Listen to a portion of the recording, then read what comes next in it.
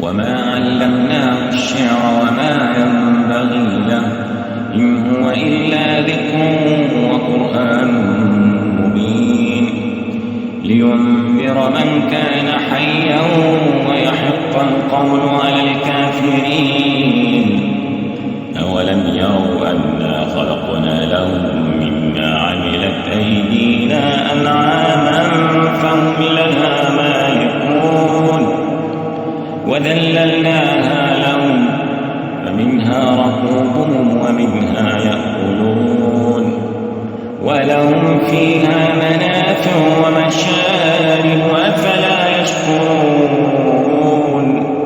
واتخذوا من دون الله آلهة لعلهم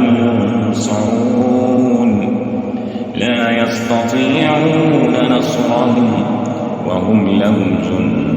محضرون فلا يحزنك قولهم إنا نعلم ما يسرون وما يعلنون أولم ير الإنسان أنا خلقناه من نطفة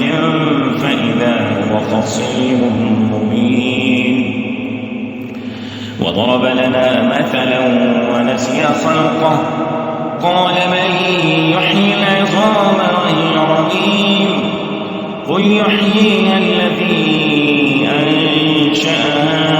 أول مرة وهو بكل خلق عليم الذي جعل لكم من الشجر الأخضر نارا فإذا أنتم منه توقدون أوليس الذي خلق السماوات والأرض بقادر على أن يخلق مثلهم بلى وهو الخلاق العليم إنما أمره إذا أراد شيئا أن يقول له كن فيكون